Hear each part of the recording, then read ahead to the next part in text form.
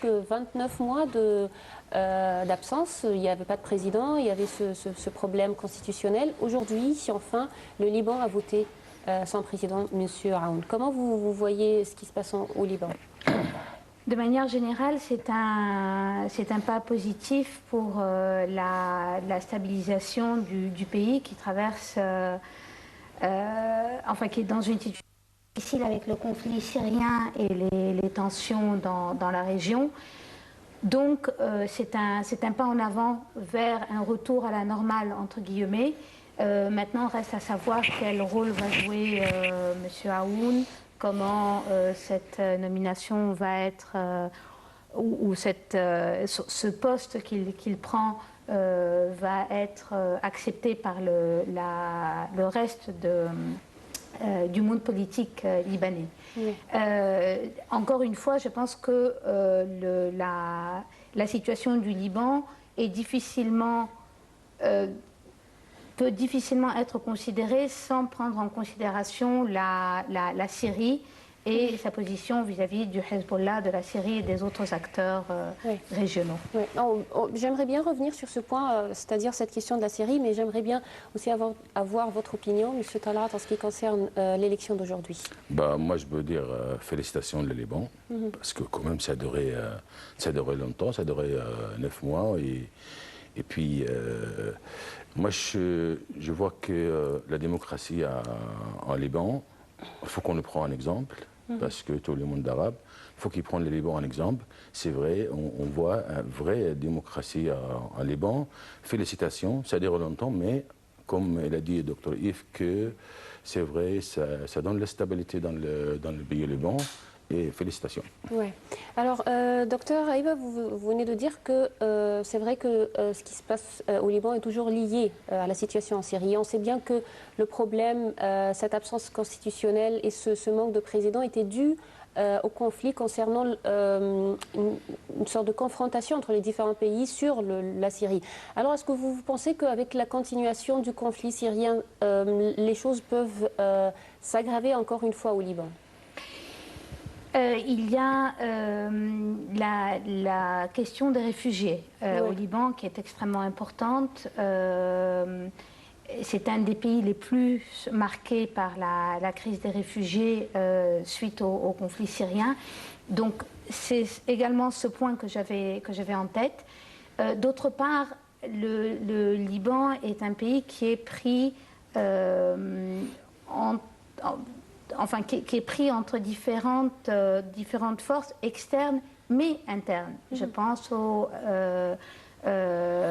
camp Hezbollah, au camp peut-être qu'on pourrait appeler Hariri pro-Arabie Saoudite, etc. Ce qui est ressorti, disons, depuis la fin du conflit, avec notamment les accords qui ont mis fin à la guerre civile, c'est peut-être le fait que la communauté chrétienne qui constitutionnellement est représentée par son président, le président de la République libanaise qui doit être chrétien maronite, s'est vu affaibli suite à la fin du conflit. Donc disons que d'une part c'est une lueur d'espoir. Maintenant on connaît un peu le passé du général Aoun, ses implications politiques internes et externes. Donc il faut voir quelle marge de manœuvre ça laisse à une reprise normale, disons, de la vie politique libanaise. Oui. Alors, M. Talat, quelle est l'étape prochaine selon vous au Liban après maintenant l'élection du président? Vous voyez que les choses vont revenir à la normale petit à petit. Qu'est-ce qui doit arriver au Liban après? Écoutez, vous savez, un État, c'est une institution armée, incitation de la police intérieure, la ministre de l'Intérieur, incitation des juges et présidentielle. Le présidentiel, c'est ce qui manque. Il manque le président de la République. Ça complète l'État. Et moi, je crois que les visions, ça va changer. La vision politique, vision économique, vision à propos de la situation dans le monde arabe, c'est pas seulement la Syrie, ça va être changé. Michel Aoun, moi je suis sûr qu'il a une vision politique différente que ça sera mieux pour la situation en Syrie ou au monde arabe. Ouais. Alors le nouveau président s'est dit qu'il veut protéger le Liban de la guerre en Syrie. Est-ce que vous pensez que c'est possible, ou le fait qu'il y a toujours ce lien entre le Liban et la Syrie peut faire que le Liban peut être d'une manière ou d'autre impliqué dans cette guerre? Depuis le début de la Syrie, on parle de la vulnérabilité. Bon, enfin bref, le fait que le Liban est très vulnérable face à ce conflit. Il y a d'autres pays dans la région, la Jordanie, qui aussi vit une situation assez difficile. Donc, disons que le Liban n'est pas le seul pays qui reçoit un impact. Mais effectivement, pour différentes raisons historiques et de la politique actuelle, c'est le pays qui sera le plus touché s'il y a un débordement des frontières syriennes du conflit actuel. Vous parlez toujours de cette question de réfugiés? Non, pas seulement. Non. Je parle aussi des relations syro-libanaises qui ont été très liées, très tendues à certaines périodes, une omniprésence syrienne à une certaine période au Liban, donc une position très difficile pour le Liban, pas seulement pour la question des réfugiés qui a un impact économique, social, et qui pourrait éventuellement avoir un impact sécuritaire, mais également par rapport à la situation militaire, géostratégique du pays et de la région. Oui, exactement. Alors, de toute façon, c'est trop tôt de savoir ce qui se passe au Liban. Il y a quelques heures seulement, le président a été élu. De toute façon, on espère que ça va aller sur le bon chemin. Je suis désolé, moi je crois qu'il n'y a personne qui est protégé de la conflit dans le Moyen-Orient. Personne n'est protégé. Il va protéger le Liban et nous sommes tous touchés. Tout le monde arabe est touché par le conflit en Syrie. Le conflit en Syrie, c'est un conflit mondial. Parce que vous voyez, ce conflit, la Russie, l'Amérique, l'Europe, tout le monde là-dedans, tout le monde y rentre. Nous sommes, tous les pays arabes, ça sera victime de la conflit qui se passe en Syrie. Oui, exactement. Alors, de toute façon, actuellement, on va passer à notre sujet pour ce soir. En fait, on va parler de l'économie égyptienne. La directrice générale du Fonds monétaire international, Christine Lagarde, a salué les réformes annoncées par le gouvernement égyptien, espérant toutefois que le FMI pourrait donner son accord final à la ligne de crédit demandée au cours des prochaines semaines. L'Égypte avait accompli de bons progrès pour réunir 6 milliards de dollars supplémentaires requis pour obtenir ce prêt du Fonds monétaire international. Tout de suite, nous allons voir plus de détails concernant les déclarations du FMI dans ce commentaire de Mohamed Al-Houmoussani, puis on revient pour plus d'explications.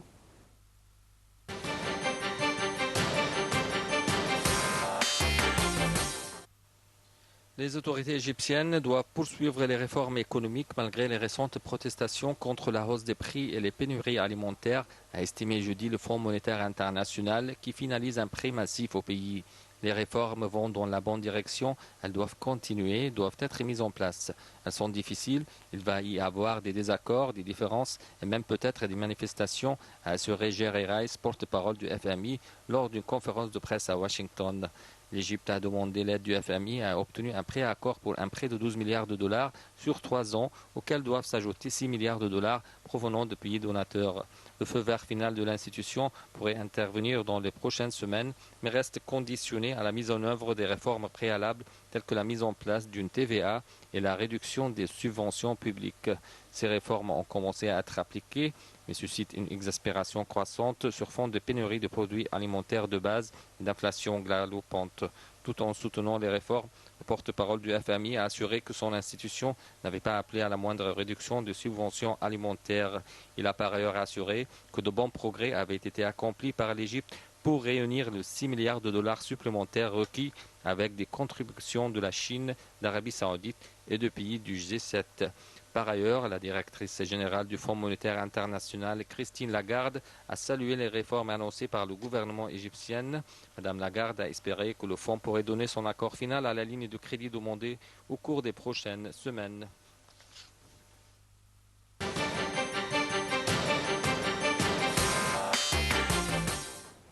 Bien, en fait, docteur, je vais commencer par les déclarations de Madame Lagarde concernant le progrès réalisé selon elle par le gouvernement égyptien en ce qui concerne l'économie.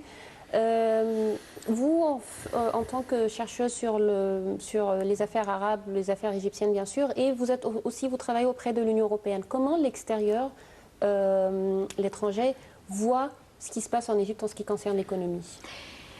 Je pense que pour me situer par rapport à l'Europe principalement, disons que l'Europe voit d'un œil attentif les différentes réformes qui sont mises en place par le gouvernement égyptien et notamment les deux points principaux qui sont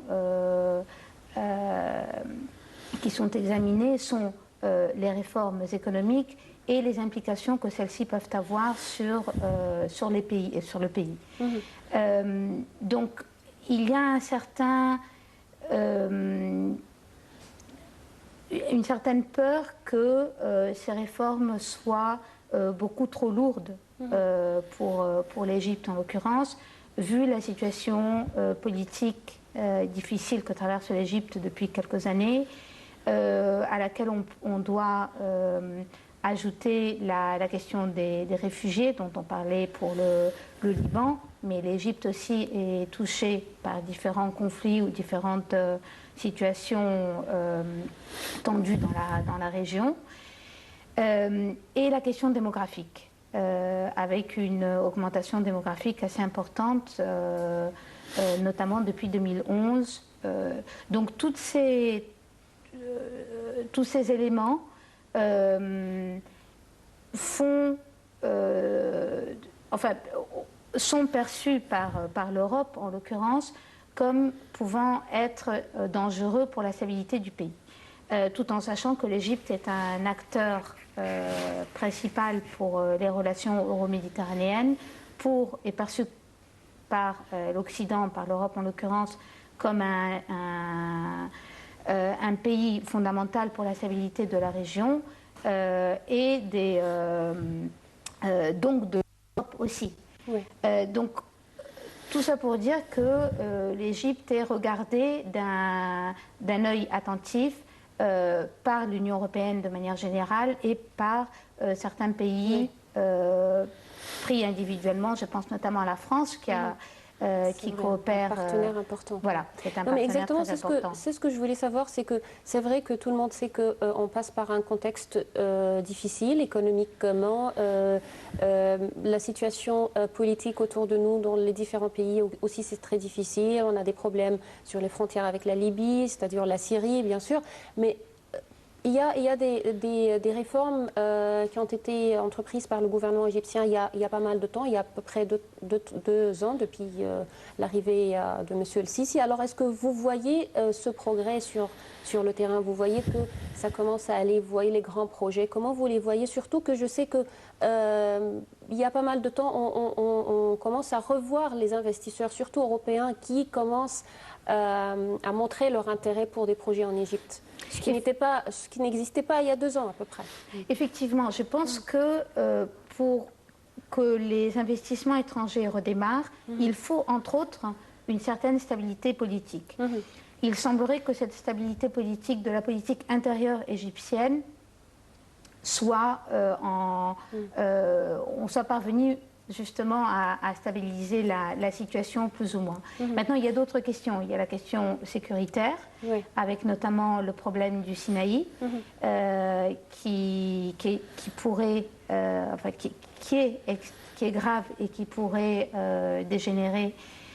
Et la question de la solvabilité de l'Égypte au niveau économique. Je pense notamment à vous avez mentionné dans dans le reportage la crise sur certains aliments. Il y a aussi la crise des devises qui est un frein, disons, à pouvoir développer des relations économiques ou financières, d'échanges financiers entre les deux côtés. Je donne un exemple, malheureusement, la compagnie aérienne néerlandaise KLM qui a décidé de suspendre momentanément, en tout cas, ses vols à partir du mois de janvier par faute de devises. Donc effectivement, cette question de devises dont je pense le gouvernement égyptien est tout à fait conscient, cette crise des devises risque de malheureusement être un frein assez important à ce développement voulu par le gouvernement qui a mis en place, depuis quelque temps, comme vous le dites, des réformes très dures pour la population. Alors, M. Talat, en fait, quand on parle de réforme, c'est vrai que, comme le docteur vient de dire, c'est vrai qu'il y a des problèmes qui existent toujours, qu'il y a des problèmes qui apparaissent de temps à autre, mais comment vous voyez en général les réformes économiques et est-ce que vous êtes optimiste quant au projet économique en Égypte? Écoutez, vous savez, l'économie, c'est trois choses. Production, distribution, échange des marchandises entre les billets. Alors, première chose, c'est la production. Production pour que vous pourrez faire l'échange des marchandises à la fin. Mais la production, l'économie, il commence par la production. Si on n'a pas de production, déjà l'économie s'est tombée. La situation en Égypte, on est dans une situation très difficile, il faut dire la vérité. Situation très très difficile. Et vous avez parlé des grands projets. Moi personnellement, je suis contre les grands projets parce que nous sommes dans une circonstance exceptionnelle. Il faut une vision économique exceptionnelle aussi. Les grands projets, c'est très bien, c'est très bien. Même le président a dit la même chose. Il a dit, nous, on a fait les grands projets, mais en même temps, on va faire les petites entreprises. C'est les petites entreprises qui font la production tout de suite. Now. Oui, mais si vous permettez, c'est juste hier que le président avait commencé ce projet pour financer les petites et moyennes entreprises pour les jeunes. Et il a donné ses directives pour que les banques commencent à travailler à ça avec un taux d'intérêt très limité, surtout pour encourager les jeunes. Alors, si vous permettez, alors, ça se voit qu'on marche sur les deux chemins en même temps, les petites et les moyennes entreprises, et en même temps les grands projets pour le futur. C'est très bien. C'est très bien. Moi, j'ai dit ça avec vous il y a longtemps, il y a peut-être 5-6 mois. Non, mais j'ai juste viens de dire que c'est vrai, vous avez répété ça, mais c'est juste hier qu'on a commencé ce grand projet pour les jeunes. C'est ça ce qu'il faut, parce que vous savez, les petits projets, moi, quand je parle de petit projet à 50 000 livres, un petit projet à 100 000 livres, un petit projet à 10 000 livres, un petit projet à 5 000 livres. C'est des projets qui, dans une semaine, on va voir des résultats. Mais les grands projets, comme les projets qui le président a commencé, c'est bien. C'est bien. Bon, on va voir les résultats dans 10 ans. Mais il faut faire parallèle des petites entreprises, des petites affaires, des petites affaires qui fait travailler 5 personnes, 6 personnes. Ça, c'est très, très, très bien. Déjà. Et il y a une idée aussi, vous savez, nous, on a à peu près 1000 usines qui sont fermées, qui l'entretien, juste il faut l'entretien. Moi, je crois qu'avec 2 milliards, on est en train de parler des milliards tout le temps. On parle de 2 milliards ou 1,5 milliard de dollars, on va faire l'entretien de toutes les usines qui sont déjà arrêtées. Les usines qui ont 3 000 personnes, 4 000 personnes, fermées parce qu'il n'y a pas d'entretien. L'entretien, il faut 500 millions de livres. Et les usines qui sont fermées là, c'est très très bien parce qu'il faut faire l'entretien de cette usine-là, il faut faire travailler cette usine-là parce qu'il va faire travailler des gens, il va faire une production qu'on va exporter à l'extérieur. On va l'exporter, on va avoir des des dollars, on va avoir de la monnaie d'étranger. Parce que c'est vrai, on a aujourd'hui. Moi, je crois que je suis optimiste parce que dans moi, je vois dans les 12 mois qui est passé là, il y a un vrai, ça bouge un peu. Je vois que les présidents, attention, les présidents, moi, je crois que les présidents, ils voient toutes les missions parce que tout le monde y parle des petites entreprises, tout le monde y parle des petits projets, tout le monde y parle que les grands projets. Les grands projets c'est vrai, c'est très très bien pour nous, mais pour le 5-10 ans qu'on va voir le résultat. La dernière fois, presse à Sharm el-Sheikh, le président a parlé de ça, il a parlé de ça, parce qu'ils savent que tout le monde y parle, tout le monde est conscient maintenant. Vous savez, le peuple égyptien, après 2011, tout le monde y comprend, ils connaissent les politiques, tout le monde a appris un peu les politiques, a appris un peu comment ça roule. Les politiques, il faut des stabilités politiques et stabilité de sécurité, c'est très très bien les deux. On a la stabilité politique, on est quand même 80% de stabilité économique. Pas encore. Moi, pas encore. Il y a des développements qu'on voit, que ça commence le développement, mais moi j'espère que dans la période qui arrive, comme l'a dit le président, c'est vrai, aider les petites entreprises. Vous savez, en Europe, en France, moi j'ai vécu en France 25 ans. En France, les petites entreprises, en aide, dès qu'ils commencent à avoir le registre de commerce, tout de suite, elle a par exemple 5 000 euros, 3 000 euros pour qu'ils commencent à travailler. Oui. Et quand il fait travailler, quand il embauche 10 personnes, il paye moins de charges sociales. Quand il embauche plus 20 personnes, les charges sociales c'est moins. 50 personnes, les charges sociales moins. À partir de 100 personnes, il commence les charges sociales même 30%. 1000 personnes, il y a peu de charges après. Alors, il faut, on prend l'expérience des autres. Encourager ces projets. Alors exactement, j'aimerais bien avoir votre opinion. L'importance de vraiment financer et aider les jeunes à avoir ces petits projets pour n'importe quelle économie, pas seulement l'économie égyptienne, mais n'importe quelle économie, l'importance d'avoir ces petits projets, ces petites industries. Je suis tout à fait d'accord avec cette idée de devoir développer, enfin encourager en tout cas, les PME et encore plus les jeunes, surtout quand on prend en considération l'échelle démographique, la pyramide démographique égyptienne. On voit que la force du travail, encore plus qu'ailleurs, réside dans les jeunes. Je voudrais juste peut-être rajouter par rapport à la production, un aspect un peu préoccupant étant la production agricole égyptienne. C'est-à-dire qu'il y a quelques décennies, l'Égypte était indépendante, voire arrivait même à exporter un certain nombre de produits. Ce n'est malheureusement plus le cas aujourd'hui, surtout sur des produits de base, comme le blé, les fèves ou les lentilles. Donc, mis à part le développement économique et autres, là on est vraiment en train de toucher à un point fondamental qui touche la grosse majorité de la population, à savoir la vie quotidienne. On a assisté à la crise du sucre depuis quelques temps, qui n'est en fait que la partie de l'iceberg visible de toute une série de problèmes ou de crises plus importante sur la production agricole. Oui, exactement. Et ça nous mène à un des grands projets entrepris par l'État. C'est le fait de cultiver de grandes surfaces de terrain.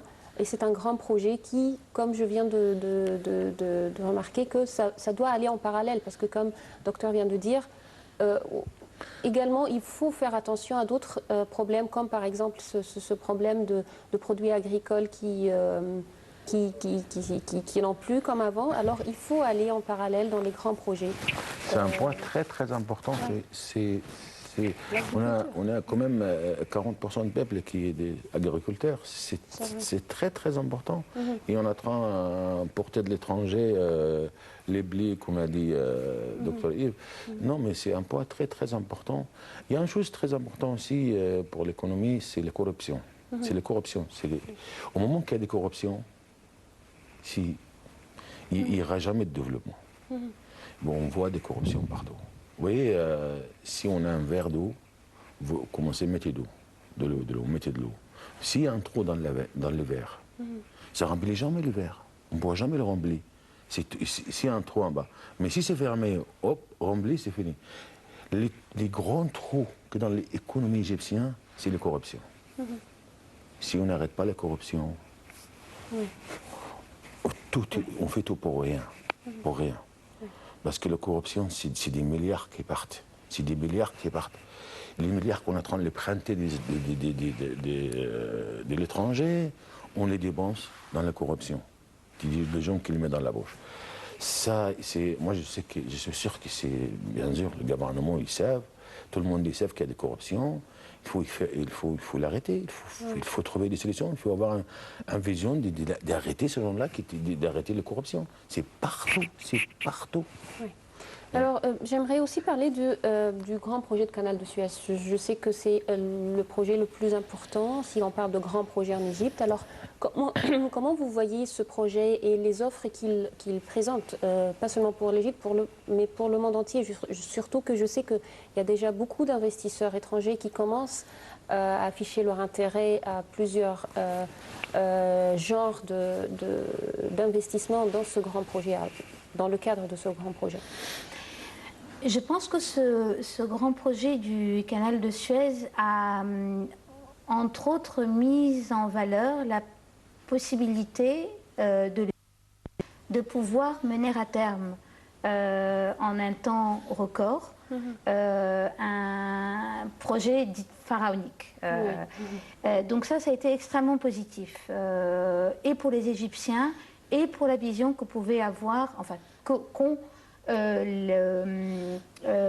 marchés externes de l'Égypte. Maintenant,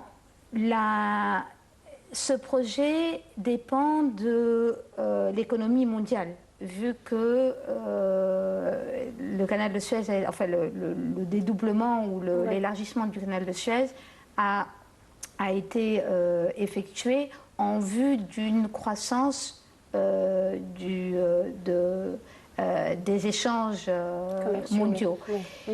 Donc là, l'Égypte n'est pas le seul acteur, n'est pas le seul décideur dans le développement de ce que pourra être ce projet. Disons qu'elle a une part de responsabilité qui est la gestion du projet, éventuellement le développement d'autres projets sur place, le hub portuaire, etc.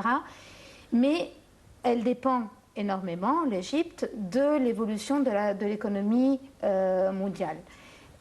Donc là, vraiment, il faudra voir comment évoluent les choses. Je pense qu'on est un peu dans une période attentiste, tant aux États-Unis avec les élections, qu'en Europe avec la crise du Brexit et d'autres crises plus ou moins graves, sécuritaires et économiques, financières entre pays du Sud et du Nord de l'Europe. Donc voilà, il y a énormément de facteurs qui sont en jeu. L'Asie a l'air d'être en ce moment en tout cas moins touchée peut-être par ces crises économiques, à quelques exceptions près. Donc voilà, il y a énormément de facteurs qui sont extérieurs à l'Égypte, qui vont définir le développement de ce projet. Oui. Encore une fois, c'est un gros projet, pharaonique. C'est un pari, un gros pari qui a été pris par les autorités, qui jusqu'à présent a été mené à bien par le pays. Oui. Alors, je corrige quelque chose. C'est un projet égyptien. 100% sur un terre égyptien. Oui. Et c'est vrai, c'est très important le canal de Suez pour le monde entier parce que ça facilite le commerce international. Il y a des participations des investisseurs d'étrangers au canal de Suez. C'est un projet, c'est pour l'avenir. Oui. C'est pas dans 30 ans qu'on va voir des résultats, dans 30 ans qu'on va voir des vraies révolutions, des progrès. On va avoir des progrès, des développements, vrais développements qu'on sera. L'Égypte, c'est un des pays qui est très important, qui est des grands billets. C'est, après 30 ans, moi je vois parce qu'il y a 142 projets à côté de ce canal de Suez. Oui, exactement. C'est ce que je voulais juste noter, c'est que quand on parle ici en Égypte du grand projet du canal de Suez, on ne parle pas seulement du deuxième canal, mais on parle de grands projets industriels et tout autour. Oui, c'est pour ça que j'ai mentionné le hub, exactement. Avec toute l'infrastructure qui va avec pour la gestion justement du transit des bateaux. Oui. Et je vais juste noter que le docteur voulait dire qu'il y a une partie qui n'est pas à l'Égypte. Elle ne voulait pas dire que le projet n'est pas égyptien, c'est que ça dépend des bateaux qui viennent et ça dépend du commerce international. C'est pas seulement j'ai peut-être mal compris. Non, mais c'est pas grave. Elle ne voulait pas dire que c'est un projet égyptien avec d'autres pays. Non, c'est juste, elle parlait des bateaux, des navires qui allaient passer. Pas de problème. Et c'est pour ça que au début, j'ai parlé de l'accomplissement égyptien qui a surpris, agréablement surpris tout le monde en Égypte et à l'étranger, non seulement pour la levée des eaux, mais aussi pour l'accomplissement technique du percement. Je parlais du percement en l'occurrence. Oui, exactement. Non, c'est un projet qu'on va voir vraiment des progrès. C'est pour les enfants, c'est pour l'avenir. Dans 20 ans, 30 ans, on va avoir des résultats, des très très bons résultats parce que moi je crois qu'il y aura au minimum 2 millions de personnes, 142 projets, 142 grands projets à côté. Vous voyez, alors il y a 1 million d'hectares, agriculture par exemple, à côté. C'est un de ces projets-là, 1 million d'hectares. Qu'on va avoir, non mais c'est un projet très important, mais bon, ça a commencé un peu tôt, mais c'est pas grave, c'est pour l'avenir. En fait, de mon point de vue, des côtés positifs des efforts du gouvernement, c'est que ces projets sont vraiment diversifiés. C'est-à-dire on a le canal de Suez, on a un projet concernant l'agriculture, la pisciculture, et en même temps il y a les PME, il y a les bidonvilles qu'on essaye de reconstruire. Alors comment vous voyez aussi ce fait d'avoir c'est-à-dire cette diversification des projets et des efforts dans le domaine économique en Égypte? Je vois bien sûr que c'est extrêmement positif. Je trouve que c'est regrettable que ça n'ait pas été fait avant. Je pense aux périodes antérieures. Je ne pense pas à l'actuelle. C'est pourquoi on a eu des révolutions. Voilà. C'est fondamental pour le développement non seulement économique, mais pour le bien-être ou en tout cas l'amélioration de la situation sociale d'un pays. Une diversification, ne pas simplement s'intéresser aux grands projets encore une fois, mais s'intéresser aussi à aux jeunes, à la population de manière générale. Donc c'est extrêmement important. Maintenant, peut-être pour faire une petite critique, quand on parle en l'occurrence des projets agricoles et du développement des projets agricoles dans le désert, je pense que ce serait bien de commencer à avoir un contrôle plus strict des zones agraires vertes dans la vallée du Nil. Je pense notamment à l'explosion de construction sauvage, entre guillemets, sans permis, dans le delta du Nil, sur des terrains agricoles, alors qu'on sait on le sait, on l'a toujours su et on le saura, l'Égypte ne peut pas s'élargir, bien sûr avec les nouvelles technologies ou les nouvelles techniques dans la partie désertique, mais naturellement ne peut pas s'élargir comme d'autres pays en dehors du delta du Nil. Donc je trouve que je pense que tout le monde est d'accord que ces projets sont extrêmement positifs. Il ne faut pas tomber dans les problèmes qu'on a eus avec Toshka, qui s'est révélé être plus ou moins un fiasco, ou en tout cas qui n'a pas donné les résultats escomptés, entre autres à cause de la corruption. Mais il faut aussi essayer d'enrayer les problèmes à la source, c'est-à-dire pas simplement trouver des solutions, ce qui est extrêmement positif, mais je pense à la situation démographique. Donc déjà prendre ce problème à sa juste valeur, essayer de trouver des solutions. Le problème des constructions sauvages sur les terrains agricoles, etc. Oui, je suis tout à fait d'accord avec vous. Je sais qu'après le 25 janvier 2011, surtout ces 2-3 années, on a eu un énorme nombre de constructions sauvages, comme vous venez de dire. Mais je crois qu'il n'y a pas mal de temps, on a commencé à vraiment être beaucoup plus strict avec les gens, avec des lois vraiment strictes pour arrêter ce sort de construction. Mais il y a encore de corruption pour ça. Il y a encore, vous avez toutes les constructions dans la terre agriculture en Égypte. C'est toutes les maisons qui étaient construites, il y a 50% de corruption. Parce qu'ils laissent les mecs déjà commencer à construire, et après, il est déjà habité, il commence à faire des porte-plaintes. Et les porte-plaintes, ils viennent, la police, il va y avoir des gens qui ont déjà habité, et ils ne vont rien faire parce que c'est... Non, mais maintenant, ils peuvent faire beaucoup de choses. C'est-à-dire maintenant, on arrête la construction. Il y a encore des constructions. Mais bien sûr, bien sûr. Je n'ai pas dit que c'est à 100%, mais ce que je veux dire, qu'ils essayent au moins, et j'espère qu'ils vont aboutir à la fin. Alors, parmi les côtés positifs également des réformes économiques du pays, c'est essayer de nouer des liens, d'avoir des liens économiques avec les différents pays, en Amérique, en Europe et également en Asie. Et depuis son arrivée au pouvoir, M. Sisi, il n'a pas arrêté d'effectuer des visites, d'avoir des rencontres, de recevoir également des présidents et des hommes politiques en Égypte. Alors aujourd'hui, en fait, Monsieur le Président s'est entretenu ici en Égypte au siège de la présidence avec son homologue singapourien Tony Tan. Monsieur Tan est arrivé pour une visite officielle de 3 jours en Égypte pour bien sûr des discussions sur comment renforcer les liens entre l'Égypte et Singapour, les liens économiques et politiques, c'est-à-dire des liens sur tous les niveaux. Tout de suite, nous allons voir plus de détails concernant la visite du monsieur Tony Tan dans ce commentaire de Mohamed Al-Hamoussani, et puis on revient pour plus d'explications.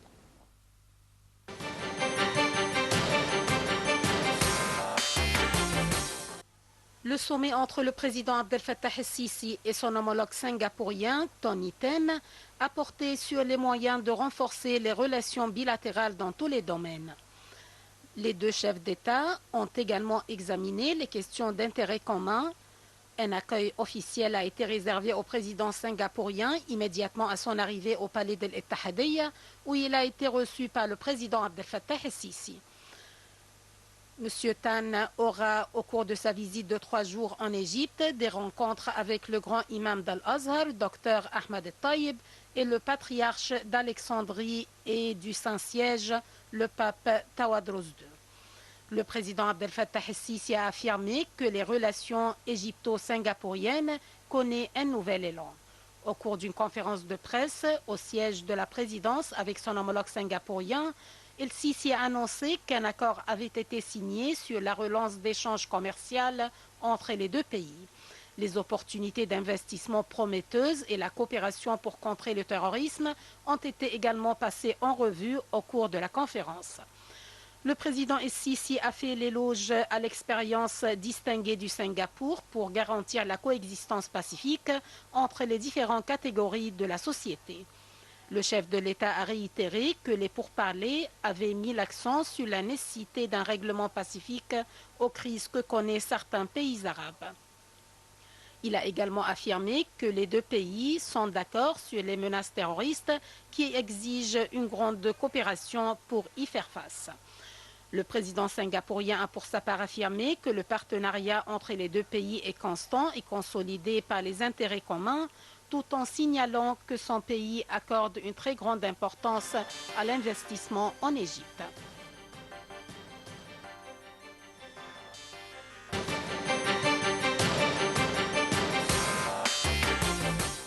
Bien, j'aimerais bien commencer par vous, docteur Raïva. Comment vous voyez en fait ces efforts diplomatiques également entrepris par l'État et également qu'on peut citer dans le cadre des efforts diplomatiques? C'est pas seulement avoir des liens politiques, mais également la plupart du temps il y a des contrats économiques qui sont signés entre le chef de l'État ou les responsables de l'État avec les autres pays. À mon avis, c'est extrêmement important et positif, surtout le fait de se diversifier. L'Égypte, historiquement, a été très proche de, je ne vais pas remonter à la nuit des temps, mais à l'Union soviétique, puis après aux États-Unis et à l'Occident de manière générale, l'Occident européen. Le fait de se diversifier, de regarder vers l'Est, me semble extrêmement positif et constructeur. Singapour est un tout petit pays qui est difficilement comparable à l'Égypte de par sa taille, sa population, mais qui est un cas très intéressant parce qu'en quelques décennies est passé, comme le disait, enfin le lemme du père fondateur de Singapour, Lee Kuan Yew, pardon, du troisième monde au premier monde. Donc c'est même s'il y a peu de points de comparaison possibles, c'est un exemple qui pourrait être intéressant à observer, en tout cas, peut-être pas à suivre parce que c'est difficile de suivre des chemins ou des exemples tellement différents, mais très intéressants à observer. On parlait tout à l'heure de corruption, je pense que c'est un des pays le moins corrompu, le plus transparent au monde, où le gouvernement fonctionne un peu comme une entreprise privée, avec ses avantages et ses inconvénients. Oui. Encore une fois, pour en revenir aux projets égyptiens, en parlant du canal de Suez, Singapour est, à ma connaissance, le port de Singapour est le port où le temps de transit d'un cargo est le moins élevé au monde. Ouais. Donc effectivement aussi pour le projet du canal de Suez, ça pourrait être une expertise assez importante pour développer les projets à venir. Ouais. Alors en fait, docteur Eva vient de citer un point très important, c'est que quand on a des liens, quand on essaye d'avoir des liens économiques ou des liens avec n'importe quel pays, il y a toujours aussi les pays qui ont réalisé beaucoup de progrès dans quelques années. Alors comment observer ces pays et essayer de profiter de leur expertise, comme Madame vient de citer l'exemple par exemple du port singapourien. Alors comment vous trouvez aussi ces efforts diplomatiques et cet approchement avec ces pays? C'est vrai, Monsieur le Président, Monsieur le Sisi, il joue un rôle très important, le rôle de provoquer l'investisseur étranger, mais l'investisseur, il faut aussi des lois qui vont avec la période. Vous savez, l'investisseur a besoin de stabilité politique, de sécurité, besoin de lois qui viennent avec de l'argent. Il faut qu'il arrive à sortir avec l'argent. Maintenant, il ne peut pas sortir avec l'argent. Aujourd'hui, vous savez, hier, j'ai entendu au télé, hier ou avant-hier, investisseur de l'Émirat, qu'il a un projet, 1,4 milliard de dollars. Depuis 4 ans, il n'a pas eu le permis encore. Il cherche le permis. Quel investisseur qui peut venir avec l'argent, qui peut venir travailler? Il faut des lois, il a bloqué. une loi et appliquée. Pour avoir un permis, pour un projet qui a $1 milliard, il faut tout de suite. Vous savez, un jour, j'étais en France, qui m'appelle, un ami en Égypte, il m'appelle, il me dit, Monsieur Talat, mon frère, il a $2 millions, et comment il peut faire pour venir investir En Égypte. En France. Ah d'accord, en France. En France. C'est un Égyptien qui voulait investir en France. Et moi, je lui ai dit, laisse-moi le temps. Et il voulait, comment il veut avoir un visa, comment il peut venir pour investir, comment il peut faire. Moi, j'appelle le chambre de commerce en France. Il me dit, non, monsieur Talat, le mec, il a $2 millions. J'ai dit oui. Il m'a dit, non, moi, je prends rendez-vous avec la ministre de l'économie français. Je prends rendez-vous avec la ministre de l'économie français pour voir comment il peut faire, comment il peut vous aider. Vous savez, tout de suite, les mecs, ils prennent rendez-vous avec le ministre. Vous voyez, mais aujourd'hui, les mecs, ils viennent pour avoir un permis de conduite, ils tournent autour une semaine, il faut payer l'argent. Bon. Ouais. La corruption, on parle de corruption. J'y profite, je sais que vous n'avez pas le temps. Non, allez-y. J'ai envie d'envoyer un message le roi Salman et président Sissi. Je dis, je vous en prie, tous les deux, je vous en prie. C'est pas le moment d'avoir des différends. C'est pas le moment. On a les mêmes défis, on a les mêmes problèmes, on a les mêmes ennemis, on a les mêmes objectifs. Je vous en prie, sans concession, sans... Mais en fait, si vous permettez, on n'a jamais parlé de problème entre les deux pays. C'est-à-dire, c'est vrai qu'il y a des choses il y a des rumeurs sur les réseaux sociaux, mais sur le plan officiel, il n'y a rien de problème, bien sûr, entre l'Égypte et l'Arabie Saoudite. Mais j'aimerais bien revenir à cette question de diversification aussi des liens avec les pays. Alors, l'Asie, comme vous venez de dire, c'est la région qui est touchée le moins par la crise économique qui passe partout. Comment profiter des liens avec les différents pays de l'Asie? Je crois que ce n'est pas seulement l'Égypte maintenant qui essaie d'avoir des liens, mais c'est le monde entier, surtout parce que ce sont des pays qui ont réalisé de progrès énormes en peu de temps, et maintenant c'est eux qui cherchent à investir partout, et je crois que ce sont des liens visés par le monde entier, pas seulement l'Égypte. Je pense que c'est entre autres dû, ou en tout cas une des raisons de ce gain d'intérêt vers les pays asiatiques, peut être entre autres dû à un essoufflement de la part de l'Occident, tant politique que différentes crises économiques ou financières que traversent l'Europe et les États-Unis. Donc, à mon avis, pendant quelques années, l'Asie va continuer à bénéficier d'un développement plus important d'investissement en Asie, et eux pourront investir dans de nouvelles parties ou dans de nouveaux pays qui n'étaient pas de partenaires historiques. On connaît bien sûr les investissements chinois en Afrique depuis quelques décennies. Là, on voit effectivement que d'autres, les tigres asiatiques, comme on les appelait il y a qu'on a commencé à appeler il y a quelques années, commencent aussi à se mettre de la partie. Moi, ça me semble extrêmement positif. Ça donne une certaine indépendance politique aussi, en l'occurrence, je pense à l'Égypte, vis-à-vis des grands partenaires historiques que j'ai mentionnés tout à l'heure. Enfin, j'ai parlé de l'Union soviétique, maintenant bien sûr c'est la Russie. Donc ça donne aussi une certaine bouffée d'air frais, si je puis me permettre, dans les relations économiques et politiques. Oui, un certain levier ou marge de manœuvre. N'oubliez pas que l'Égypte, quand même, il y a une conspiration contre l'Égypte. On le sait très bien, tout le monde.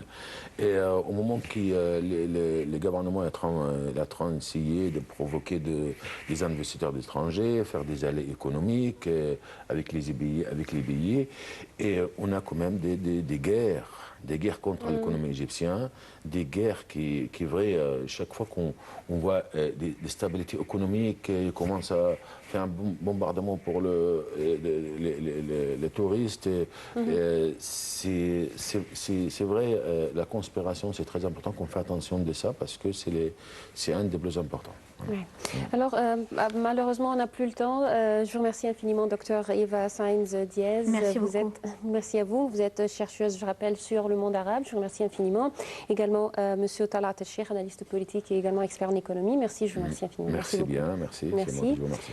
C'était tout, mesdames, messieurs, pour cette édition de Direct. Rendez-vous demain, une nouvelle édition. Bonne soirée.